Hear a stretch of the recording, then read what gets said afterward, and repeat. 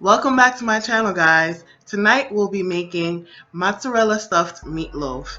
It's a kid-approved dinner that doesn't take that much time, and you can use some leftovers like I did in this particular video. I had some leftover baked potatoes, and I also used some instant potatoes that I had on hand. I paired it with some salad and some cornbread, and I'm pretty sure you'll enjoy it. So let's get into these ingredients. Here we have about 3 pounds of ground beef. You can use ground chicken or ground turkey, any meat that you'd like. I have my Haitian épice.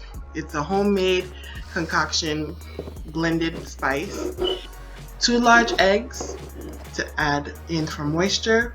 I'm using half a teaspoon of ground cloves. 2 big tablespoons of this oxtail seasoning by Grace.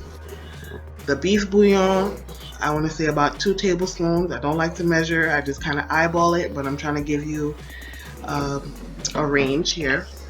The Italian style breadcrumbs, I want to say I use about 3/4 cups. For the plain breadcrumbs, about 1 cup. And you need some mozzarella cheese to put in there. I also added a capful of vinegar, 2 capfuls of vinegar to kind of clean up the meat, and some red pepper flakes as well. I almost forgot to say, make sure you preheat your oven at 350 degrees before you start the mixing process.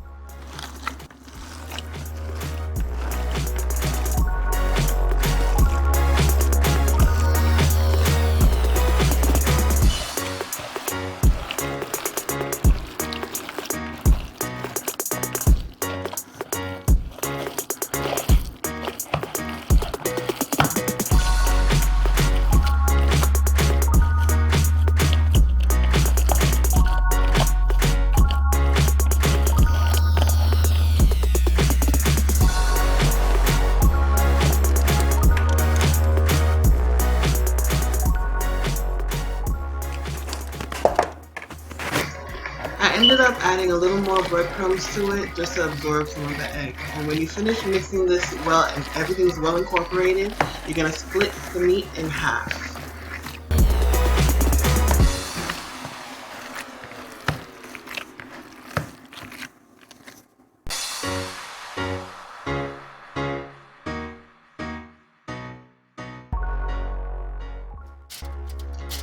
You're going to put the first half of the meatloaf on a lined cookie sheet. That's what I use this time. You can use an aluminum pan, whichever you have laying around, and mold it into kind of like a boat shape to put some room to put the cheese, the mozzarella cheese.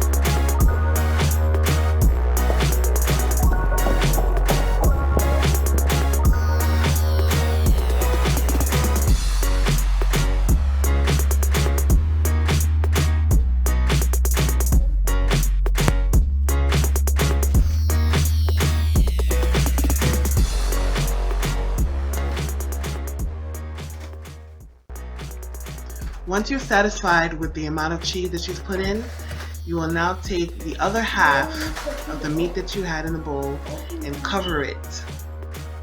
Cover the cheese.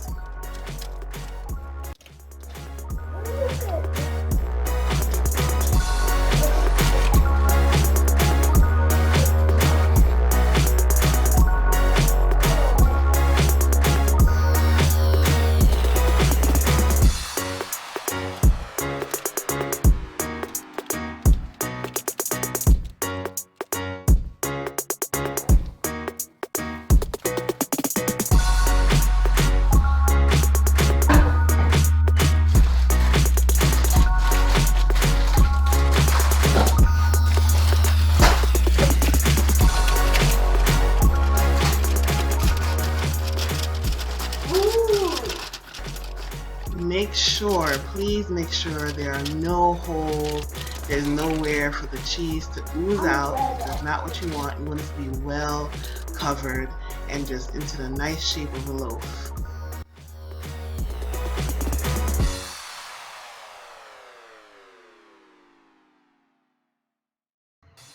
Now that you're about to put this in the oven, on to the potatoes.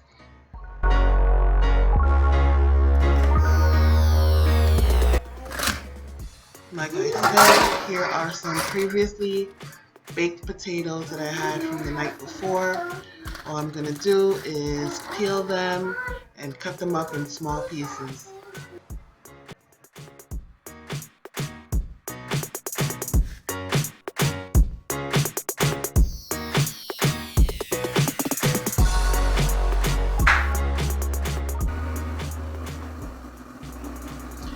Here I want to say I have about 2.5 to 3 cups of water into a pan, and I put 2 tablespoons of butter to boil my potatoes. No need to add salt because the seasoning from the instant potatoes will be enough for the mashed potatoes.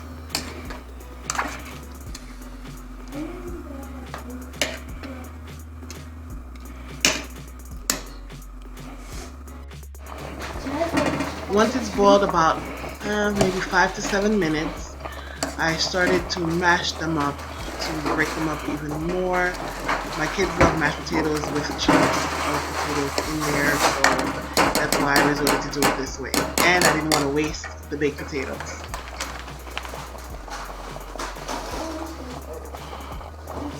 Here is the pack of instant potatoes that I had in my cupboard. This is the roasted garlic and cheddar flavor. You can use whichever flavor that you'd like if you choose this route of making your mashed potatoes. And just kind of prepare it the way it says it on the packet, where you add the butter and some milk. And also you need some dry parsley flakes.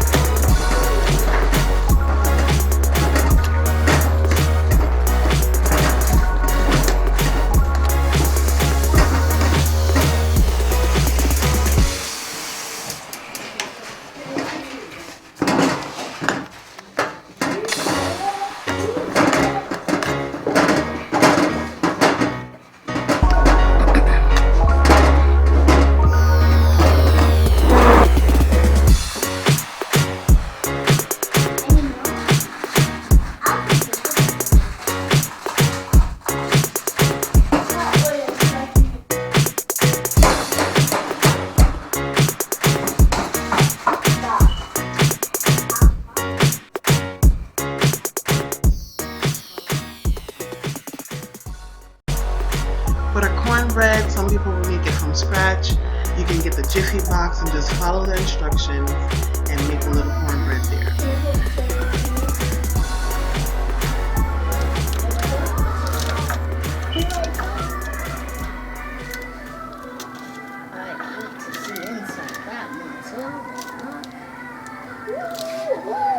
Look at that mozzarella.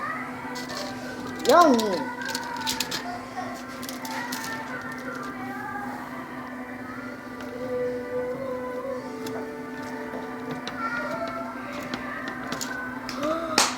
Put that on YouTube.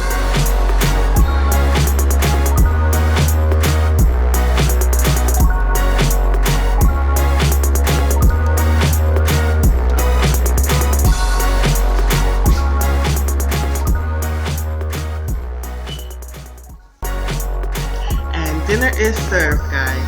If there are any other recipes or dishes you'd like to see me cook, just leave me a comment in the comment section. Till next time.